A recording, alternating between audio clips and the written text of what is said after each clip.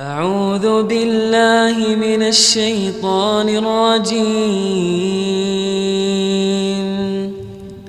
بسم الله الرحمن الرحيم.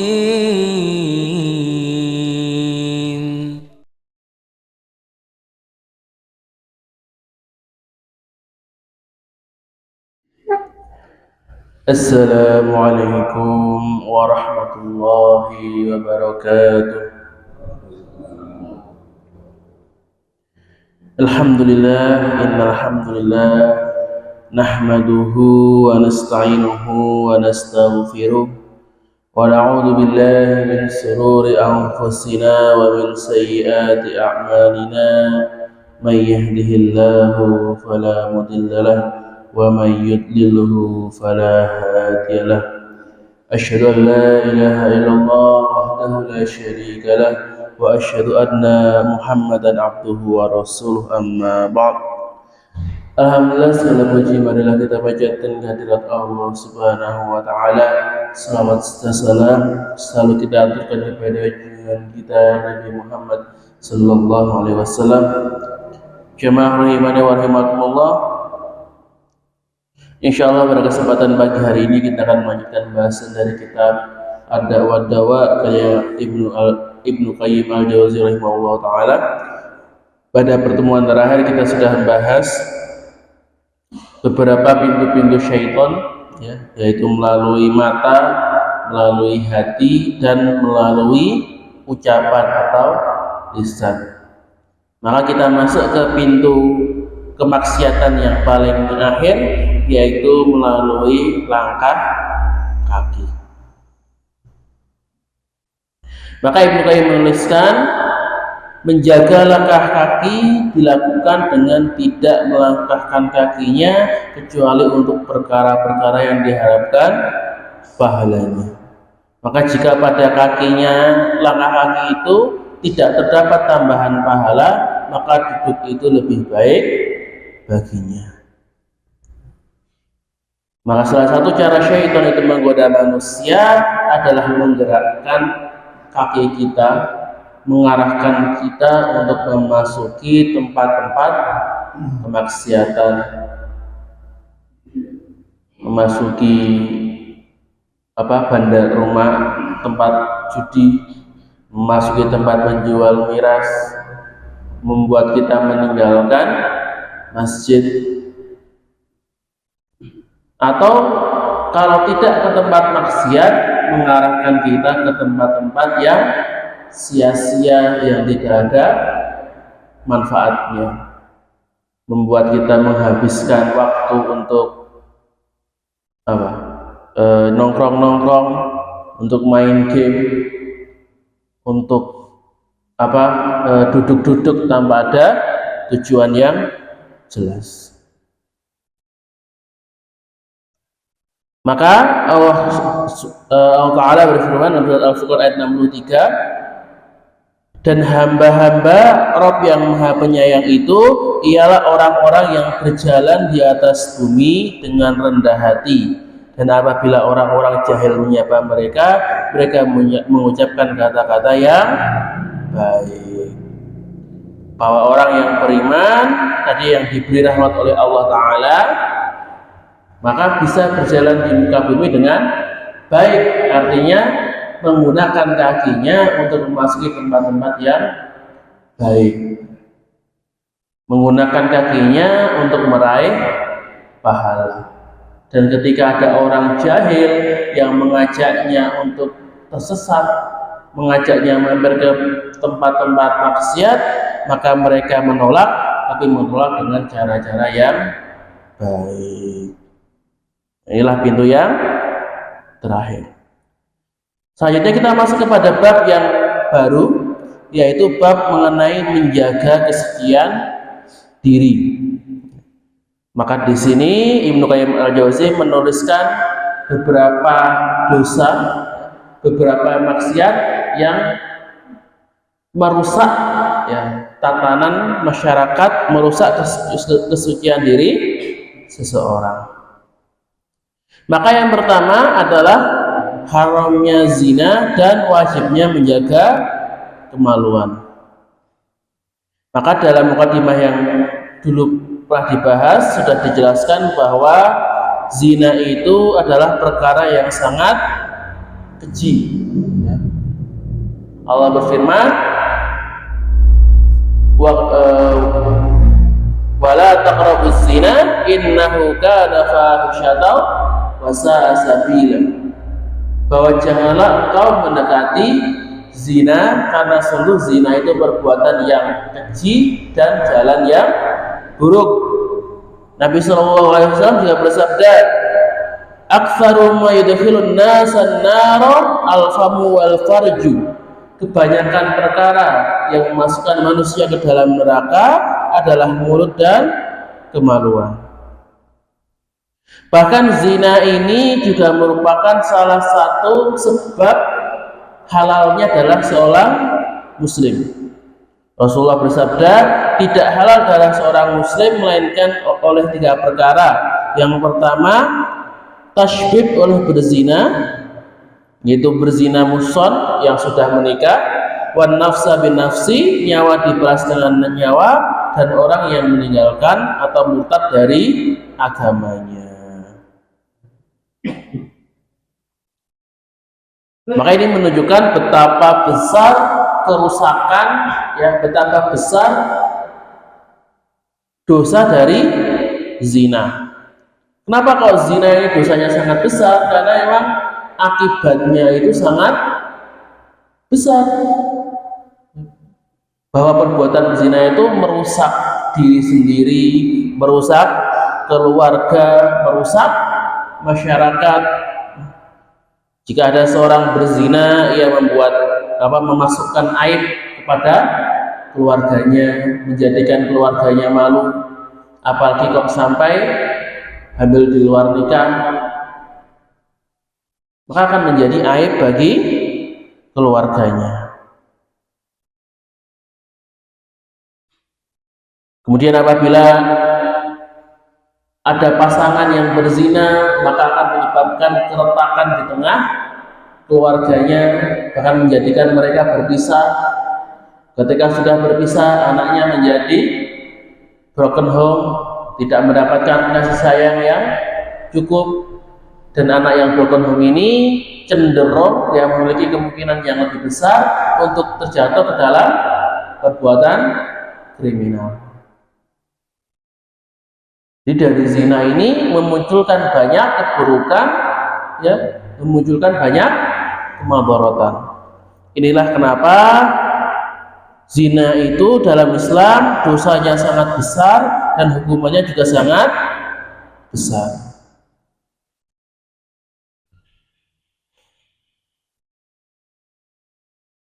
Maka di zaman sekarang ini, ya, yang orang kata zaman modern, tapi rasa malu itu sudah semakin tipis. Kita lihat di mana orang-orang itu sudah menganggap zina itu bukan sebuah aib lagi, tapi sebagai sebuah hal yang biasa. Benar seperti sabda Rasulullah, maka hari kiamat itu sudah tanda-tanda dari kiamat itu adalah dihalalkannya zina, bahwa zina itu sudah menjadi barang yang normal.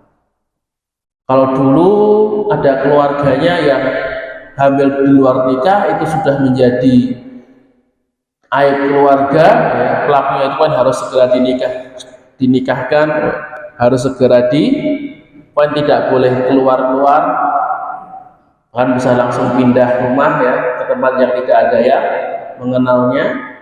Tapi kalau sekarang sudah biasa, apalagi di negara-negara barat, bahkan kebanyakan dari mereka itu hamil dulu baru nikah. Itu sudah menjadi hal-hal yang lumrah bagi mereka. Ini kan menunjukkan kebobrokan moral yang sangat luar biasa.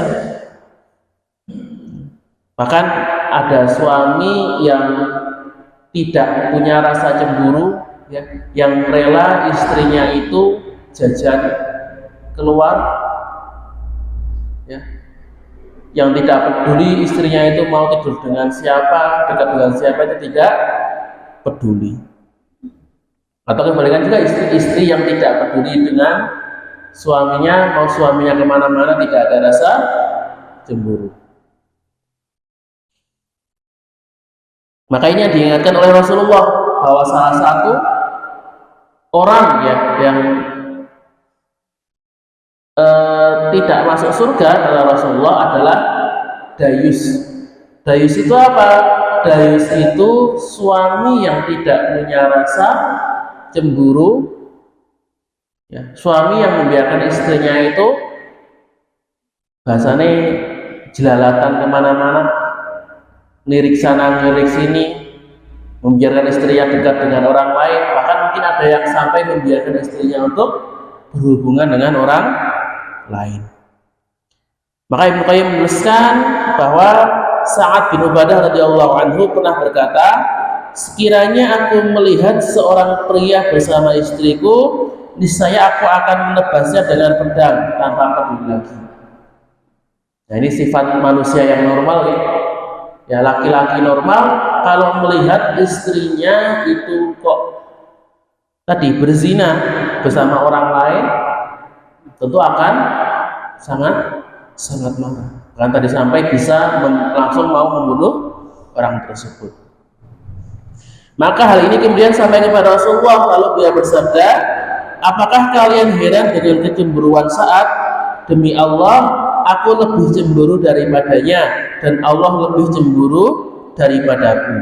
Karena kecemburuan Allah, dia mengharamkan perbuatan-perbuatan yang keji, baik yang tampak maupun yang tersembunyi. Dalam hadis Sahihain beliau juga bersabda, sungguhnya Allah itu cemburu dan seorang mukmin juga cemburu. Adapun cemburunya Allah disebabkan oleh seorang hamba yang mengerjakan perkara yang diharamkan olehnya. Bahwa ketika manusia ini bisa cemburu, di sisi Allah juga bisa cemburu. Bahkan Allah itu lebih cemburu daripada kita.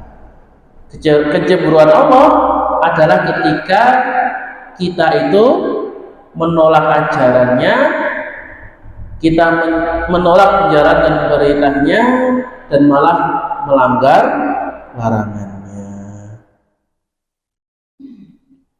Maka jamaah rahimani wa rahimakumullah, termasuk di dosa zina ini adalah dosa homoseksual, lesbian, LGBTQ, lesbian, biseksual, trans, gay, orang-orang yang berhubungan dengan sesama jenisnya. Bahkan kalau yang sesama jenis ini hukumannya jauh lebih berat. Kalau zina itu hukumannya ada dua, ya, dicambuk dan diasingkan untuk zina ghairu muhsan, orang-orang yang belum menikah, dan dirajam untuk orang yang sudah menikah. Tapi kalau homoseksual, kalau ketahuan, hukumannya langsung dirajam, baik sudah menikah ataupun belum menikah. Maka tapi dalam Islam, karena hukuman zina itu sangat berat, pelaksanaannya juga sangat ketat. Orang itu bisa dihukumi zina ketika ada 4 saksi, ya, yang menyaksikan aksi zinanya. 4 saksi laki-laki yang mereka itu tidak mengawasi, ya, bukan mengikuti orang tersebut, ya memang hanya sekedar lewat dan kebetulan melihat perbuatan zina tersebut, baru bisa kena hukuman. Jadi kalau hanya sekedar melihat 2 orang masuk ke dalam rumah, walaupun secara nalar kita tahu bahwa mereka sedang berzina, itu tetap belum boleh dikenai had. Maka had ini baru bisa dilaksanakan ketika orang tersebut berzina di depan umum. Karena memang kok zina itu bisa dilihat oleh 4 orang, ya hanya ketika dilakukan di depan umum, di hadapan khalayak, dilihat oleh orang banyak. Bahkan Allah juga mengancam bagi orang-orang yang menuduh orang lain untuk berzina. Ada orang yang menuduh wanita baik-baik berzina dan dia tidak mampu untuk mendatangkan saksinya, maka dia juga kena hukuman 80 kali cambuk dan kesaksiannya tidak lagi bisa diterima. Kan berat sekali nih. Jadi ini menunjukkan walaupun zina itu hukumannya berat, tapi persyaratannya juga ketat.